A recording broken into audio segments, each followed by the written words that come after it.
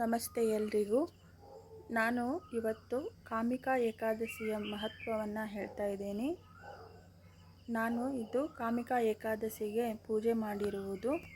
ಇಲ್ಲಿ ಏಕಾದಶಿ ಮಹಾತ್ಮೆ ಬುಕ್ ಕಾಣಿಸ್ತಾ ಇದೆಯಲ್ಲ, ಈ ಬುಕ್ಕಲ್ಲಿ ಕಾಮಿಕಾ ಏಕಾದಶಿಯ ಮಹತ್ವವನ್ನು ಹೇಳಿದ್ದಾರೆ. ಅದೇನಂತ ಹೇಳಿ ನೋಡೋಣ. ಮೊದಲು ಇದನ್ನು ಯುಧಿಷ್ಠಿರನು ಕೃಷ್ಣನಿಗೆ ಕೇಳುತ್ತಾರೆ, ಈ ಏಕಾದಶಿಯ ಹೆಸರೇನು, ಯಾರು ಮಾಡಬಹುದು ಅಂತ. ಆಗ ಶ್ರೀಕೃಷ್ಣನು ಹೇಳ್ತಾರೆ, ಈ ಪ್ರಶ್ನೆಯನ್ನೇ ನಾರದರು ಬ್ರಹ್ಮನಿಗೆ ಕೇಳಿದ್ರು. ಬ್ರಹ್ಮರು ಅದ್ರ ಬಗ್ಗೆ ಏನು ಹೇಳಿದಾರೋ ಅದನ್ನು ನಾನಿವಾಗ ನಿನಗೆ ಹೇಳ್ತೇನೆ ಅಂತ ಹೇಳೋದಕ್ಕೆ ಸ್ಟಾರ್ಟ್ ಮಾಡ್ತಾರೆ. ಈ ದಿವಸ ಏಕಾದಶಿಯ ದಿನ ವಿಷ್ಣುವಿನ ಪೂಜೆ ಮಾಡಿದರೆ ಯಾವ ಪುಣ್ಯ ಫಲವು ದೊರೆಯುತ್ತದೆಯೋ ಅದು ಗಂಗೆಯಲ್ಲಿ, ಕಾಶಿಯಲ್ಲಿ, ನೈಮಿಷಾರಣ್ಯದಲ್ಲಿ ಇಲ್ಲವೇ ಪುಷ್ಕರ ಕ್ಷೇತ್ರದಲ್ಲಿಯೂ ಸಹ ದೊರೆಯುವುದಿಲ್ಲ. ಈ ಪೂಜಾ ಮಾತ್ರದಿಂದ ಯಾವ ಫಲವು ಸಿಗುವುದೋ ಅದು ಕೇದಾರದಲ್ಲಿ ಮತ್ತು ಸೂರ್ಯಗ್ರಹಣದ ಕಾಲದಲ್ಲಿ ಕುರುಕ್ಷೇತ್ರದಲ್ಲಿ ಸ್ನಾನ ಮಾಡಿದರೂ ಸಿಗುವುದಿಲ್ಲ.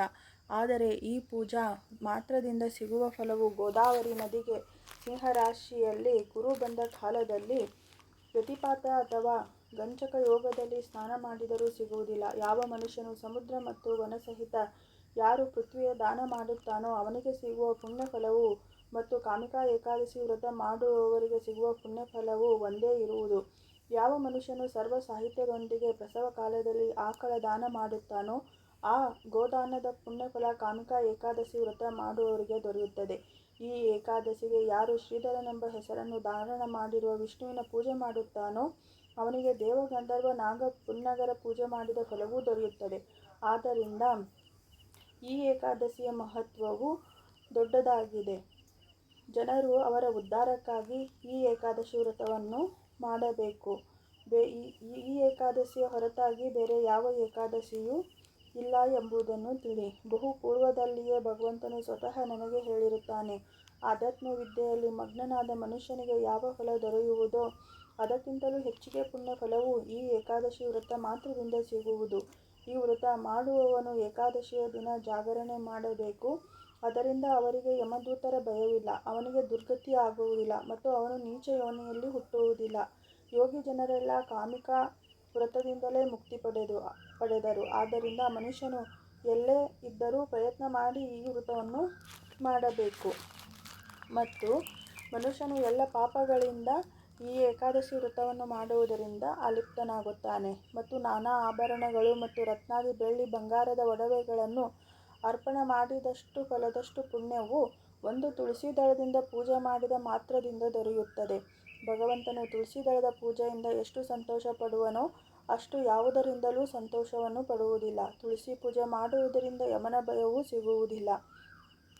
ಗುಡಿಯಲ್ಲಿ ಹಗಲಿರುಳು ದೀಪವನ್ನು ಹಚ್ಚುತ್ತಾನೋ ಅವನ ಪುಣ್ಯದ ಸಂಖ್ಯೆಯು ಚಿತ್ರಗುಪ್ತರಿಗೂ ಸಹ ಎಣಿಸಲು ಸಾಧ್ಯವಿಲ್ಲ. ಅಂದರೆ ವಿಷ್ಣು ದೇವಾಲಯಗಳಲ್ಲಿ ಯಾರು ದೀಪ ಹಚ್ಚುತ್ತಾರೋ ಅವರು.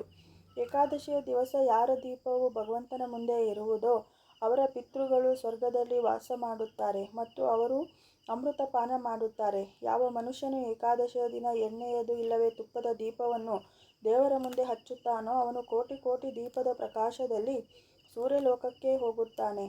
ನಾನು ಈ ಕಾಮಿಕಾ ಏಕಾದಶಿಯ ಮಹತ್ವವನ್ನು ನಿನಗೆ ಹೇಳಿದೆ. ಮನುಷ್ಯನು ಎಲ್ಲ ಪಾಪಗಳನ್ನು ನಾಶ ಮಾಡುವಂಥ ಈ ಕಾಮಿಕಾ ಏಕಾದಶಿಯ ವ್ರತವನ್ನು ಮಾಡಬೇಕು. ಈ ಕಾಮಿಕಾ ಏಕಾದಶಿಯು ಬ್ರಹ್ಮಹತ್ಯ, ಭ್ರೂಣಹತ್ಯಾದಿ ಪಾಪಗಳನ್ನು ನಾಶ ಮಾಡುತ್ತದೆ ಮತ್ತು ಸ್ವರ್ಗ ಪ್ರಾಪ್ತಿಯಾಗುತ್ತದೆ. ಯಾವನು ಈ ಕಾಮಿಕಾ ಏಕಾದಶಿಯ ಮಹತ್ವವನ್ನು ಶ್ರದ್ಧೆಯಿಂದ ಕೇಳುತ್ತಾನೋ ಅವನ ಸರ್ವ ಪಾಪಗಳಿಂದ ಮುಕ್ತನಾಗಿ ವಿಷ್ಣು ಲೋಕಕ್ಕೆ ಹೋಗುತ್ತಾನೆ. ಶ್ರೀ ಬ್ರಹ್ಮ ವೈವರ್ತ ಪುರಾಣದಲ್ಲಿ ಕಾಮಿಕಾ ಏಕಾದಶಿ ಮಹಾತ್ಮೆಯು ಸಂಪೂರ್ಣಂ. ಶ್ರೀ ಕೃಷ್ಣಾರ್ಪಣಮಸ್ತು. ಇದು ಕಾಮಿಕಾ ಏಕಾದಶಿಯ ಮಹತ್ವವಾಗಿದ್ದು ಇದನ್ನು ಮಾಡುವುದು ಮತ್ತು ದ್ವಾದಶಿಗೆ ತುಳಸಿ ಪೂಜೆಯನ್ನು ಮಾಡುವುದು ಅತ್ಯಂತ ಪುಣ್ಯಕರವಾಗಿದೆ. ಎಲ್ಲ ಏಕಾದಶಿಗಳು ಒಂದು ತಿಂಗಳಿಗೆ 2ರಂತೆ ಬರುತ್ತೆ. ಅದನ್ನು ಮಾಡುವುದರಿಂದ ಎಲ್ರಿಗೂ ಒಳ್ಳೆಯದಾಗಲಿ. ಧನ್ಯವಾದಗಳು.